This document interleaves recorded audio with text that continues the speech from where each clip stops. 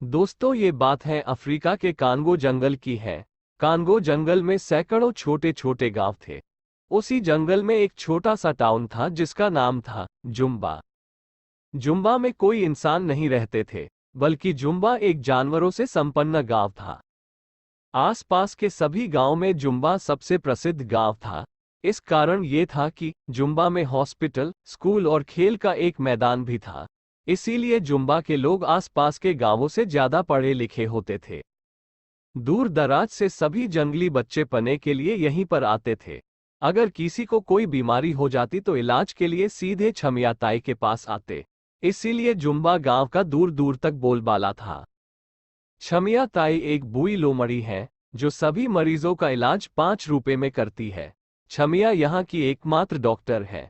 दरअसल छमिया चाहती थी कि उसका बेटा भी गांव का डॉक्टर बने, लेकिन वो पाई करके कहीं शहर में जाकर बस गया। वैसे तो जुम्बा में बारिश बहुत कम होती है, लेकिन बारिश के मौसम पानी के कारण यहाँ पर निफा नाम की बीमारी फैल जाती है। निफा बीमारी यहाँ के जानवरों के लिए एक महामारी से कम नहीं थी। अब की बार निफा का प्रकोप कुछ ज्यादा ही था। छमिया लोमड़ी ने लैब में टेस्ट कर बताया कि निफा बूढ़े लोगों को सबसे ज्यादा खतरा देगा, उनकी जान भी ले सकता है। छमिया ने गांव के सरपंच भालू से बात कर सभी जगह इस तरह के पोस्टर लगवा दिए। जानवरों को इतना कहने के बाद भी वे बारिश का आनंद लेते रहते और बीमार पड़ने पर छमिया के सामने जाकर खड़े हो जाते।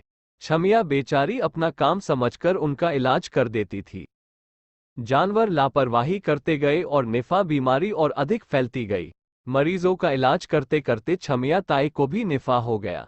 छमिया ताई ने मरीज की तरह बिस्तर पकड़ लिया। अब पूरे गांव में इलाज करने वाला दूसरा कोई नहीं था। बीमारी अधिक फैलती गई और लोग को मरने की संख्या भी काफी बढ़ चुकी थी। छमिया को इस बात का बहुत दुख था कि अब वह किसी का इलाज नहीं कर सकती है, लेकिन छमिया से रहा न गया और उसने वैक्सीन बनाने का फैसला किया। अगले दिन छमिया ने सरपंच भालू से कहकर एक मीटिंग बुलवाई। छमिया ने कहा कि मैं बहुत जल्द इस बीमारी की वैक्सीन बनाने वाली हूं, लेकिन मुझको इसके परीक्षण के लिए 3 लोगों की जरूरत पड़ेगी। क्या आप में से कोई 3 लोग तैयार हैं? और याद रखें कि इसमें आपकी जान को खतरा भी हो सकता है, लेकिन अगर एक बार हमारा टेस्ट सफल हो गया तो फिर हमारे लाखों जानवरों को इस बीमारी से बचाया जा सकता है। सभी जानवर एक दूसरे का मुंह देखने लगे और कोई राजी नहीं हुआ।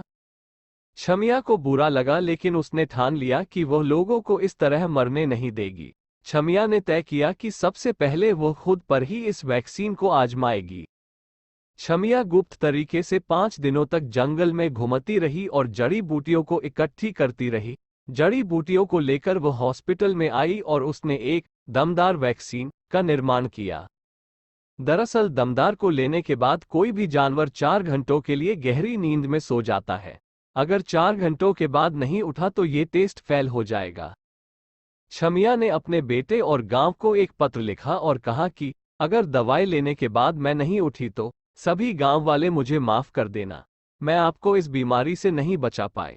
मेरे बेटे से कहना कि सच्ची भलाई में किसी प्रकार का लालच नहीं देखा जाता है।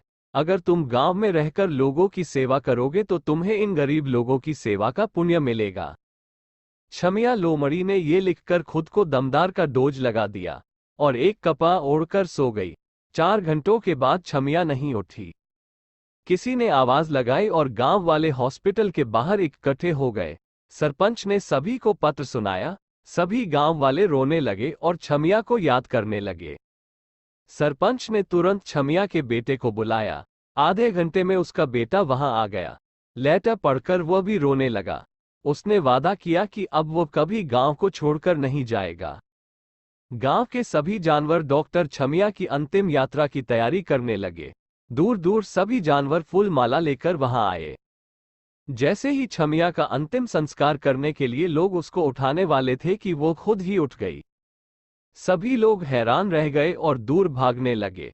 छमिया ने कहा, भागो मत। दरअसल दमदार वैक्सीन बुधों को 6 घंटे के लिए सुलाती है। मैं ये लिखना भूल गई थी। अब मैं ठीक हूं और ये वैक्सीन भी कारगर है। अब गांव में कोई नहीं मरेगा। इसके बाद छमिया सभी गांव वालों को दमदार का डोज लगा देती है और लाखों लोगों को इस बीमारी से बचा लेती है। मेडिकल क्षेत्र में इतना बड़ा योगदान करने के लिए कांगो के शेर ने उसको कांगो रत्न से सम्मानित किया, जो कि वहां का सबसे बड़ा पुरस्कार है। धन्यवाद।